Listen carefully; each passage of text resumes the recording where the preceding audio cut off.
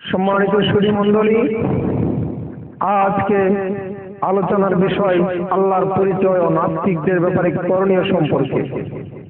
মুহতারাম হাজরিন, এক সময় আমাদের দেশে নাস্তিক বা মহান আল্লাহকে বিশ্বাস করে না এমন লোকের সংখ্যা খুবই কম ছিল, কিন্তু ইদানিং কিছুটা বেড়েছে। এর পেছনের মূল কারণ হচ্ছে ইসলামের সঠিক জ্ঞান সম্পর্কে অজ্ঞতা এবং প্রচলিত বস্তুবাদী শিক্ষা ব্যবস্থা। আধুনিক শিক্ষা ব্যবস্থার মধ্যে খুবই কৌশলে নাস্তিক্যবাদী শিক্ষা ঢুকিয়ে দেওয়া হয়েছে। বড় বড় কলেজগুলোর সিলেবাসে ডারউইন, মার্কস আর লেনিনদের থিওরি অন্তর্ভুক্ত করা হয়েছে। পক্ষান্তরে ইসলামের ইতিহাস পড়ানো হচ্ছে। সম্মানিত উপস্থিতি, একটা হাস্যকর অবস্থায় নাস্তিকদের মূল থিওরি হচ্ছে আল্লাহ বলতে কিছু নেই, নাউযুবিল্লাহ। তাদের কাছে দুনিয়াটা একমাত্র আবাস, যেন দুনিয়ায় সর্বস্ব। তাদের স্লোগান হচ্ছে খাও দাও ফুর্তি করো, দুনিয়াটা মস্ত বড়। এই তথ্য স্লোগানদারি কিছু লোক রাসূলের জামানাতেও ছিল। মক্কায় এ ধরনের গুটিকতে মুশরিক ছিল। তাদের উক্তি তুলে ধরে পবিত্র কোরআনুল কারীম আল্লাহ রাব্বুল আলামিন বলেন, ইন হিয়া ইল্লা হায়াতুনাদ দুনিয়া নামুতু ওয়া নাহইয়া ওয়া মা নাহনু বিমাবউসিন।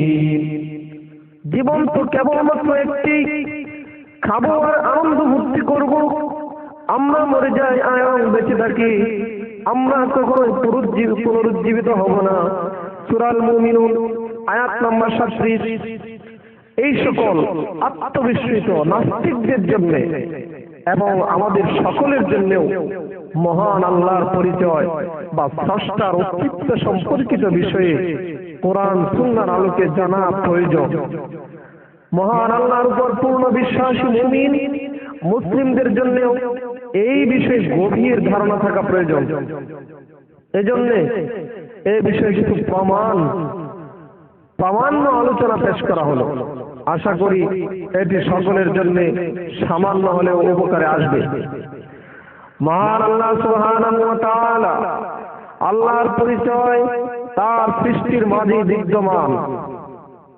এজন্যই পবিত্র কোরআনে বারবার মহান আল্লাহর সৃষ্টির প্রতি লক্ষ্য করতে বলা হয়েছে। আল্লাহ রাব্বুল আলামিন পবিত্র কোরআনে সূরা আল ইমরানের 191 নম্বর আয়াতে বলেন, وَيَتَفَكَّرُونَ فِي خَلْقِ السَّمَاوَاتِ وَالْأَرْضِ رَبَّنَا مَا خَلَقْتَ هَذَا بَاطِلًا سُبْحَانَكَ فَقِنَا عَذَابَ النَّارِ। যারা আল্লাহর সৃষ্টি নিয়ে গবেষণা করে, হে আমাদের রব, তুমি কিছুই হয়তো সৃষ্টি করনি, আমি তোমার পবিত্রতা ঘোষণা করছি, তুমি আমাদেরকে জাহান্নামের আযাব থেকে রক্ষা করো। তাই যে সকল জ্ঞানীরা এগুলো নিয়ে আলোচনা করে, দেখবেন তারা অবশেষে কোরআনের সামনে নত হয়ে আসে। বহু বিজ্ঞানীদের মত আছে স্রষ্টা সম্পর্কে। এজন্যই বলা হয় যে বিজ্ঞানীরা নাস্তিক হতে পারে না। এমনিও দুনিয়াতে নাস্তিকদের সংখ্যা অতি নগণ্য। বর্তমানে দেখা যাচ্ছে যে নাস্তিকদের সংখ্যা বেড়ে যাচ্ছে। দায়ীদের জন্য এই বিষয়গুলো খেয়াল করা খুবই প্রয়োজন। ডারউইনের অনুসারী আগে খুবই কম ছিল, কিন্তু বর্তমানে বিশ্ববিদ্যালয়গুলোতে নাস্তিকদের লেখা পড়ানোর কারণে সমাজে নাস্তিকদের সংখ্যা ভারী হচ্ছে। এই বিশাল আসমান, জমিন, পশু পাখি, গাছপালা, নক্ষত্র, গ্রহ সব কিছুর পেছনেই আছেন। সব কিছুর পেছনেই মহান আল্লাহ রাব্বুল আলামিনের কুদরত আছেন, আল্লাহ রাব্বুল আলামিনের অস্তিত্ব বিদ্যমান আছেন। অমুসলিম বিজ্ঞানীরা যাকে এক মহাশক্তি বলেন, তারা অনেক বড় বড় গবেষণায় বিভিন্ন স্থানে আটকে গিয়ে তারা সেখানে জবাব দিতে না পারে, তারা শুধু এটুকু বলে যে এটা একটা মহাশক্তি। আল্লাহকে তারা তবুও বিশ্বাস করতে চায় না।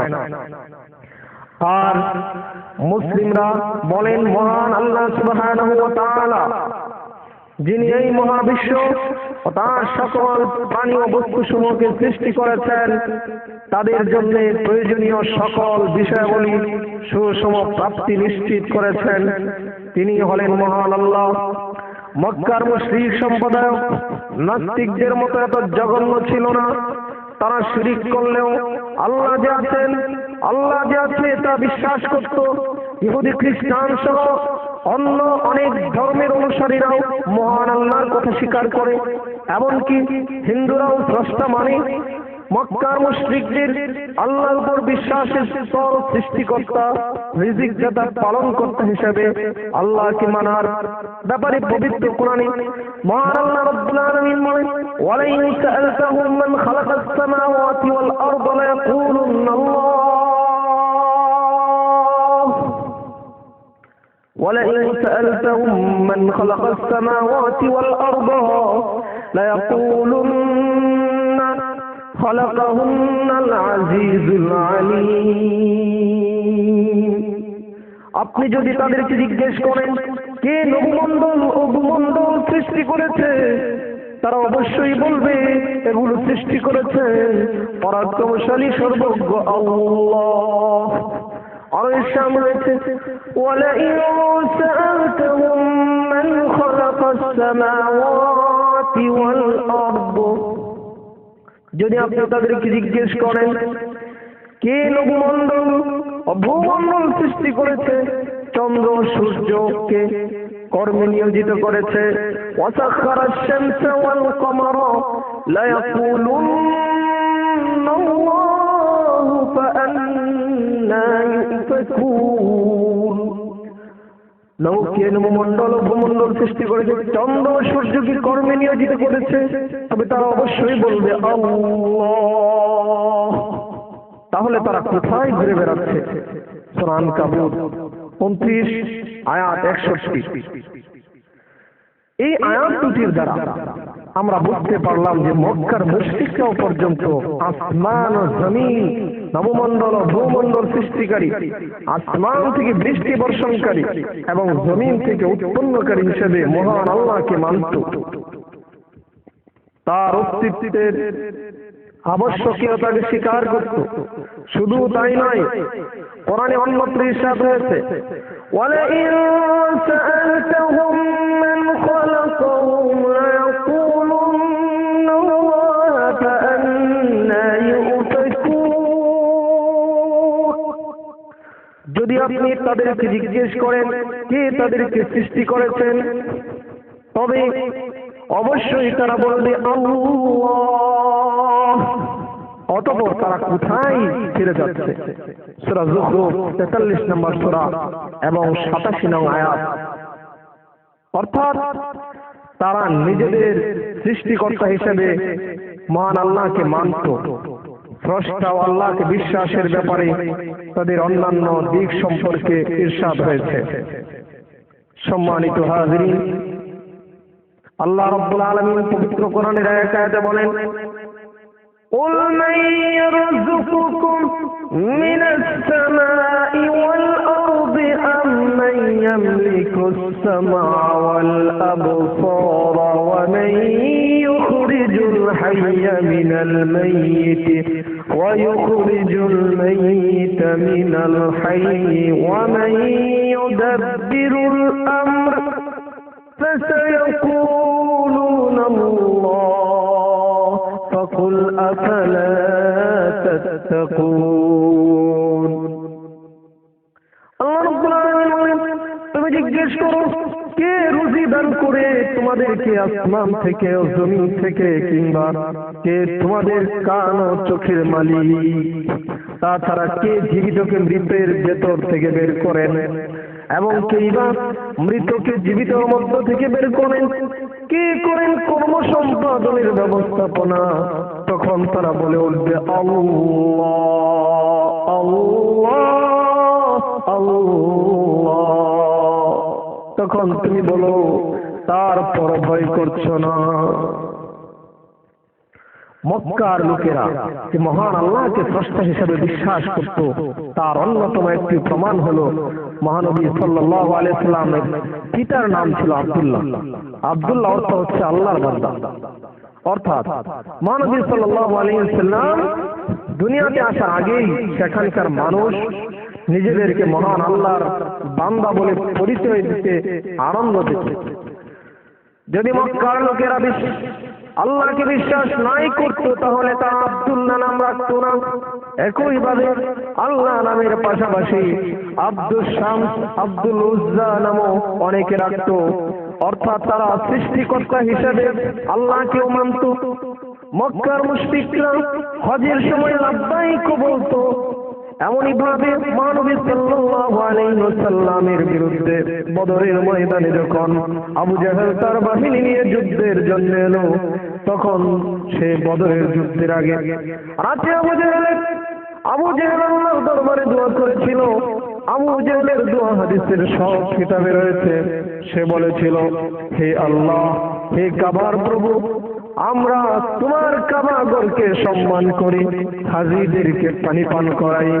আগামীকাল যুদ্ধ হবে, আমাদের সাথে ধর্ম ত্যাগীদের, আমাদের এবং তাদের মধ্যে যারা তোমার কাছে প্রিয়, তুমি তাদেরকে সাহায্য করো। আবু জেহেল পর্যন্ত আল্লাহকে বিশ্বাস করতো, আল্লাহর কাছে প্রার্থনা করতো। কিন্তু আজকের নাস্তিকরা আবু জেহেল আবু লাহাবের চাইতে অনেক নিকৃষ্ট, জঘন্য।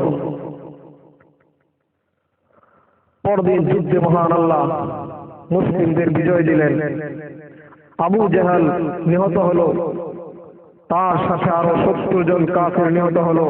মহানবী সাল্লাল্লাহু আলাইহি সাল্লাম বললেন, আল্লাহ আবু জেহেলের দোয়াকে কবুল করেছেন, মেনে নিয়েছেন। সে দোয়া করেছিল আল্লাহর প্রিয় দলকে সাহায্য করার জন্য। আল্লাহ তার প্রিয় দল, তার প্রিয় নবীকে সাহায্য করেছেন, তাদের পরাজিত করেছেন। তবে তাদের সমস্যা ছিল তারা আল্লাহর সাথে শরীক করত। মক্কার মুশরিকরা আল্লাহর সাথে শরীক করত, আল্লাহর সাথে অংশীদার সাব্যস্ত করত। আজ অনেক পাওয়া যায়, কালেমা বলে আওড়ায়, এরপরও তারা আল্লাহর সাথে অন্যকে শরীক করে, মাজারকে শরীক করে, আল্লাহর সাথে তারা অন্য কোনো ইলাহকে অনেক সময় শরীক করে। এই বিষয়টি শিরকের অধ্যায়ে বিস্তারিত। শিরকের আলোচনা ইনশাআল্লাহ বিস্তারিত আলোচনা করব। এখানে শুধু আল্লাহর অস্তিত্ব, তার পরিচয় সম্পর্কে আলোচনা করা হচ্ছে। সম্মানিত সুধী মণ্ডলী, পূর্বের আলোচনা আমরা দেখেছি যে মক্কার মুশরিকরা আল্লাহকে বিশ্বাস করত, একইভাবে অন্যান্য অনেক কাফের আল্লাহর অস্তিত্বকে স্বীকার করে। কিন্তু মানুষ নামক এক বিশেষ প্রজাতি আজ আল্লাহকে অস্বীকার করার দুঃসাহস দেখাচ্ছে। অথচ তারা যদি একটু চিন্তা করে তাহলে কিন্তু আল্লাহর পরিচয় পেয়ে যায়। এখন নিম্নে উদ্ভিদ জগৎ ও প্রাণী জগতের মাধ্যমে আল্লাহর পরিচয় সম্পর্কে কিছু আলোচনা করা হচ্ছে। উদ্ভিদ জগতের মাধ্যমে আল্লাহর পরিচয়। এই বিশ্বের সকল সৃষ্টির মাঝে মহান আল্লাহ সুবহানাহু ওয়া তাআলা তার পরিচয় রেখে দিয়েছেন। পৃথিবীর প্রতিটি বিশাল থেকে বিশাল সৃষ্টি এবং ক্ষুদ্র থেকে ক্ষুদ্র সৃষ্টির মাঝেও তার পরিচয় পাওয়া যায়। পৃথিবীর সকল মানুষ ও পশু প্রাণীর জীবন ধারণের জন্য অপরিহার্য হচ্ছে পানি। তাই মহান আল্লাহ তাআলা পানি সৃষ্টি করেছেন। আসমান হতে পানি বর্ষণের মাধ্যমে তিনি জমিনে বিভিন্ন প্রকার উদ্ভিদ সৃষ্টি করেছেন। এই সম্পর্কে আল্লাহ রাব্বুল আলামিন ইরশাদ করেন, হুয়াল্লাযী আনজালা মিনাস সামাই মাআন লাকুম মিনহু শারাবুন ওয়া মিনহু শাজারুন ফীহি তুসিমুন ينبت لكم به الزرع والزيتون والنخيل والأعناب ومن كل الثمرات إن في ذلك لآية لقوم يتفكرون। তিনি সেই মহান সত্তা যিনি আসমান থেকে তোমাদের জন্য পানি বর্ষণ করেন, যার থেকে তোমরা পান করো এবং এর মাধ্যমে তোমরা তোমাদের বাগানে সেচ দাও। সূরা আন-নাহলের 10 নং আয়াতে এইভাবে, অন্য এক আয়াতে আল্লাহ রাব্বুল আলামিন ইরশাদ করেন, الذي جعل لكم الأرض مهدا وسلك لكم فيها سبلا وأنزل من السماء ماء فأخرجنا به أزواجا من كل نبات شتى كلوا وارعوا أنعامكم إن في ذلك لآيات لأولي النهى। আল্লাহ বলেন, যিনি তোমাদের জন্য জমিনকে সমতল করে দিয়েছেন এবং তোমাদের জন্য বেঁচে থাকার অনেক উপায় উপকরণ দিয়েছেন, আর তিনি আসমান থেকে পানি বর্ষণ করেন, অতঃপর এরপর এই পানি থেকে আমি সব জিনিসগুলোকে, উদ্ভিদ বলো, মানুষ বলো, পশু পাখি বলো, জোড়ায় জোড়ায় আমি সৃষ্টি করেছি। তোমরা এগুলো নিজেরা খাও এবং তোমাদের পশুদেরকে খাওয়াও। নিশ্চয়ই এই সকল বিষয়ের মধ্যে আকল ও বুদ্ধিমান সম্প্রদায়ের জন্য শিক্ষণীয় বিষয় রয়েছে। আল্লাহু আকবার। উদ্ভিদ জগতের জোড়ায় জোড়ায় সৃষ্টি হওয়া, ফুল, ফল এবং মৌমাছি, ভ্রমর, এই সকল কিছুর প্রজননের যেই বিষয়টি জ্ঞানীরা হাজার হাজার বছর গবেষণা করে বুঝতে পেরেছেন, কোরআন সেই বিষয়গুলোকে আর অনেক আগেই এমন এক সময়ে বলে দিয়েছে যখন এই সকল বিজ্ঞানের কোনো অস্তিত্বই ছিল না। আল্লাহ রাব্বুল আলামিন বলেন, ওয়াফিল আরদি কিতাউন মুতাজাওয়িরাতুন ওয়া জান্নাতুম মিন আ'নাবিন ওয়া যার'উন ওয়া নাখীলুন সিনওয়ানুন ওয়া গায়রু সিনওয়ানিন ইউসকা বিমাইন ওয়াহিদ। আর জমিনের বহু স্তর আছে যা একটার সাথে আরেকটি লেগে আছে।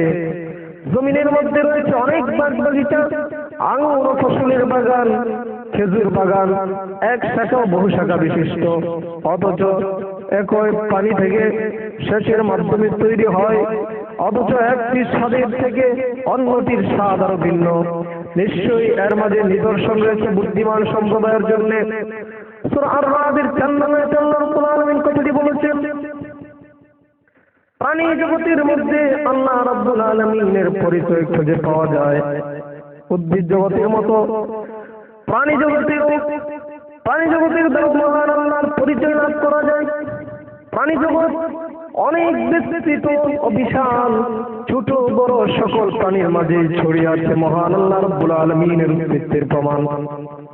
আল্লাহ রাব্বুল আলামিন বলেন, ওয়া ইন্না লাকুম ফিল আনআমি লা'iবরা নুসকিকুম মিম্মা ফি বুতুনিহি মিন বাইনি ফারসিন ওয়া দামিন লাবানান খালিসান সাইগান লিশ-শারিবিন ওয়া মিন সামারাতিন নাখিলি ওয়াল تتخذون منه سكرا ورزقا حسنا إن في ذلك لآية لقوم يعقلون। আর তোমাদের জন্য পশুর মধ্যে রয়েছে শিক্ষণীয় বিষয়। এর রক্ত এবং বর্জ্যের মধ্য থেকে তোমাদের জন্য আমি সুপেয় দুধ বের করে দেই, যা পানকারীদের জন্য তৃপ্তিদায়ক ও সুস্বাদু। আর বিভিন্ন ফল ফলাদি যেমন খেজুর, আঙ্গুর, এর মাধ্যমে তোমরা রিজিক গ্রহণ করে থাকো। নিশ্চয়ই এই সকল বিষয়ের মধ্যে নিদর্শন আছে বুদ্ধিমান সম্প্রদায়ের জন্য। সূরা আন-নাহলের আয়াত ৬৬ এবং ৬৭ নং আয়াত। বিভিন্ন প্রকার প্রাণীর দ্বারা আমরা বিভিন্ন উপকৃত হই, এ সম্পর্কে আল্লাহ রাব্বুল আলামিন বলেন, আওয়ালাম নারা আন্না খালাকনা লাহুম মিম্মা আমিলাত আইদিনা আনআমান ফাহুম লাহা মালিকুন। আর তারা কি লক্ষ্য করে না যে আমি কিভাবে তাদের জন্য পশু প্রাণী সৃষ্টি করেছি? এরা এই পশুগুলোর মালিক হয়ে যায়, পশুগুলোকে পরিচালনা করে, আমি তাদের জন্য এই সবগুলোকে তাদের অধীন করে দিয়েছি, ফলে তারা এর কিছু উপর আরোহণ করে এবং বাকি কতগুলোকে আহার করে, আর এগুলোর মধ্যে তাদের জন্য আরো অনেক উপকার এবং পানি রয়েছে। সুতরাং তারা কৃতজ্ঞ হবে না? আল্লাহ রাব্বুল আলামিন এমন প্রশ্ন করেছেন। সুবহানাল্লাহ, মহান আল্লাহ আমাদের জন্য কত অসংখ্য প্রাণী সৃষ্টি করেছেন। বড় বড় হাতি, তারা এই মানুষের কথা শোনে। কত বড় বড় উট, সেও মানুষের অনুগত। একটা বাচ্চাও একটি উট বা হাতির উপর চড়ে তাকে নিয়ে বেরিয়ে আসে। একইভাবে ঘোড়াও গাধাও। তবে এই সকল প্রাণীর মধ্যে কিছুকে খাওয়া বৈধ, যেমন উট, গরু, মহিষ, আর হাতি, ঘোড়া এবং পালিত গাধা খাওয়া জায়েজ নেই। তবে জঙ্গি গাধা খাওয়া যাবে, জঙ্গলের নীল গাই খাওয়া যাবে। প্রাণী সমূহের গোশত খাওয়া হালাল হারাম সম্পর্কে ইরশাদ হয়েছে। أحلت لكم بهيمة الأنعام إلا ما يتلى عليكم غير محل الصيد وأنتم حرم إن الله يحكم ما يريد। তোমাদের জন্য গৃহপালিত চতুষ পর্যন্ত হালাল করা হয়েছে, তোমাদের নিকট যা বর্ণনা করা হচ্ছে তা ছাড়া। তবে ইহরাম অবস্থায় শিকার হালাল করবে না, শিকারকে হালাল করবে না। নিশ্চয়ই আল্লাহ যা ইচ্ছা করেন, নিশ্চয়ই আল্লাহ যা ইচ্ছা বিধান দেন। সূরা আল মায়েদা। সুবহানাল্লাহ, মহান মহান আল্লাহ গরু, মহিষের, দুম্বা, বেশ কত প্রাণী খাওয়া হালাল করে দিয়েছেন। এরপর মহান আল্লাহ পরে কায়তে বলেন, ওয়ামিনাল আনাম হামুলাতাও ওয়া ফারশা কুলু মিম্মা রাযাকাকুমুল্লাহু ওয়া লা তাত্তাবিউ খুতুওয়াতিশ শাইতান ইন্নাহু লাকুম আদুউম মুবিন। আর চতুষ্পদ জন্তু থেকে বোঝা বহনকারী ক্ষুদ্রাকৃতি তোমরা আহার করো, তা থেকে যা আল্লাহ তোমাদেরকে রিজিক দিয়েছেন, এবং শয়তানের পদাঙ্ক অনুসরণ করো না, নিশ্চয়ই সে তোমাদের জন্য স্পষ্ট শত্রু। সম্মানিত হাজিরিন, আল্লাহ রাব্বুল আলামিন পবিত্র কোরআনে ইরশাদ করেন, والعاديات ضبحا فالموريات قدحا فالمغيرات صبحا فأثرن به نقعا فوسطن به جمعا। শপথ, ঊর্ধ্বশ্বাসে ধাবমান অশ্বরাজি, যারা পায়ের আঘাতে অগ্নির স্ফুলিঙ্গ বিচ্ছুরিত করে সকালবেলা অভিযান পরিচালনা করে, এরপর ধুলি উড়িয়ে শত্রু বাহিনীর মধ্যে ঢুকে পড়ে, নিশ্চয় মানুষ তার রবের বড়ই অকৃতজ্ঞ। সূরা আল আদিয়াত 100 নম্বর সূরা, আয়াত 1 থেকে 5। এই আয়াতের তাফসীরে বলা হয়েছে, একটি ঘোড়া যাকে তার মালিক সৃষ্টি করেনি, কেবলমাত্র খাওয়া দাওয়া দেয়, আর এতে সেই ঘোড়াটি তার এত অনুগত হয় যে মালিকের নির্দেশ রক্ষার জন্য প্রয়োজনে নিজের জীবনকেও তুচ্ছ করে ঝাঁপিয়ে পড়ে। জানের মায়া সকল প্রাণীর মধ্যে আছে। একটি গরুকেও লাঠি দেখালে সে পালিয়ে যায়, কিন্তু এই ঘোড়া মনিবের হুকুম পালন করার জন্য প্রয়োজনে শত্রু বাহিনীর মধ্যে ঢুকে পড়ে নিজের জীবন পর্যন্ত বিসর্জন দেয়। এই প্রাণীটির মাধ্যমে মহান আল্লাহ মূলত মানুষকে তার রবের আনুগত্য করার বিষয়টি অনুধাবন করাতে চাচ্ছেন।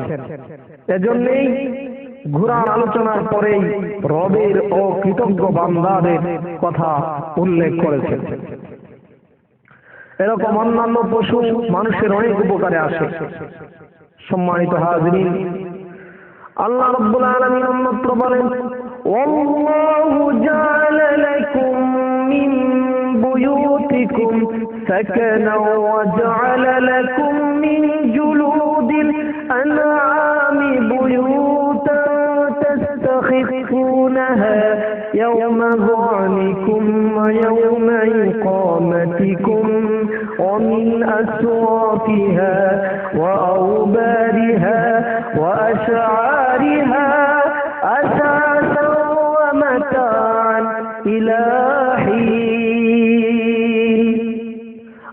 রাব্বুল আলামিন তোমাদের বিশ্রাম গ্রহণ ও আরাম গ্রহণ করার জন্য ঘর তৈরি করার ব্যবস্থা করে দিয়েছেন। সফরে গেলে পশুর চামড়া দিয়ে তোমাদের জন্য অস্থায়ী তাবু ঘর তৈরি করার ব্যবস্থা করে দিয়েছেন, যাতে করে তোমরা অস্থায়ী সফর বা কোনো ওখানে প্রয়োজনে থাকতে পারো। আর এই সকল পশুর পশম, লোম ও চুল থেকে তোমরা তোমাদের গরমের জন্য পোশাক ও আসবাব তৈরি করো। এছাড়াও তোমরা আরো অনেক প্রয়োজন পূরণ করে থাকো। আল্লাহ রাব্বুল আলামিন বলেন, আফালা ইয়ানজুরুনা ইলাল ইবলি কাইফা খুলিকাত ওয়া ইলাস সামাই কাইফা রুফিআত ওয়া ইলাল জিবালি কাইফা নুসিবাত ওয়া ইলাল আরদি কাইফা সুতিহাত। মানুষেরা কি লক্ষ্য করে না উটের দিকে কিভাবে তাকে সৃষ্টি করা হয়েছে? লক্ষ্য করে না আসমানের দিকে কিভাবে তাকে সুউচ্চ করে সৃষ্টি করা হয়েছে? সে কি পাহাড়গুলোর দিকে লক্ষ্য করে না কিভাবে তা স্থাপন করেছে? জমিনের দিকে লক্ষ্য করছে না জমিনকে কিভাবে বিছিয়ে দেওয়া হয়েছে? সূরা আল গাশিয়ার মধ্যে আল্লাহ রাব্বুল আলামিন এত স্পষ্ট করে নাস্তিকবাদীদের জবাব দিয়েছেন। একজন রাখাল বা গ্রাম্য ব্যক্তি সহজে কিভাবে আল্লাহকে চিনবে তার বর্ণনা দিয়েছেন মহান আল্লাহ তাআলা এই আয়াতের মাধ্যমে। এরপর উটের ব্যাপারে আলোচনা করা হয়েছে। মরুভূমিতে চলার জন্য উটের পায়ে মরুভূমিতে চলার উপযোগী জুতা পরানো আছে। তার ভেতরে পানির মশক আছে, তার পেটে পানির ট্যাঙ্কি আছে। সে যখন পানি পান করে তখন সে পানি খেয়ে নিজের ট্যাঙ্কি পূর্ণ করে নেয়। তারপর সে একটানা 15 দিন পর্যন্ত পানি না খেয়েও চলতে পারে। ভেতরে পানি আছে। উটের পিঠে বসার জন্য নরম কুচ থাকে। সে একটি বসার জন্য, একটি ধরার জন্য এবং একটি হেলান দেওয়ার জন্য এমন 3টি ভাঁজ থাকে। আরবের কোন কোন উটের পিঠে এমন 7টি ভাঁজও দেখা যায়। এই কুজের মধ্যে চর্বির আকারে শক্তি জমা হয়ে থাকে। এই শক্তি তাকে অনেক দিন না খেয়ে পথ চলতে সহায়তা করে। আমাদের দেশে যেমন ঝড় বৃষ্টি হয়, আরবেও মাঝে মধ্যে প্রায় তেমন ধূলি বৃষ্টি হয়। মরুভূমির মধ্যে যখন ধূলিঝড় হয় তখন উটগুলো বালির মধ্যে মাথা গুঁজে বসে থাকে। উটের নাকের সামনে 2টি পর্দা আছে। সে তার পর্দা দুটিকে দিয়ে নাক বন্ধ করে বসে থাকে। এরপর ঝড় থামলে সে মাথা বের করে আবার পথ চলতে থাকে। নাকে পর্দা থাকার কারণে তার নাকের ভিতর কোনো বালু প্রবেশ করতে পারে না। তার কোনো সমস্যা হয় না। উটের এতগুলো গুণ থাকার কারণে মহান আল্লাহ এই ব্যাপারে তার থেকে শিক্ষণীয় নিদর্শন গ্রহণ করার কথা ঘোষণা দিয়েছেন। সম্মানিত উপস্থিতি, আল্লাহ রাব্বুল আলামিন তার নিজের পরিচয় পবিত্র কোরআনুল কারীমে অসংখ্য অগণিতভাবে উপস্থাপন করেছেন। আজকের আলোচনা এ পর্যন্তই। আগামী দিন ইনশাআল্লাহ আবারও আল্লাহর পরিচয় ও নাস্তিকবাদীদের জবাবে বেশ কিছু আলোচনা করার প্রয়াস চালাবো ইনশাআল্লাহ। আজ এই পর্যন্তই। সবার কাছে দোয়া চেয়ে এখানে বিদায় নিচ্ছি। ওয়া আখিরু দাওয়ানা আলহামদুলিল্লাহি রাব্বিল আলামিন। আসসালামু আলাইকুম ওয়া রাহমাতুল্লাহ।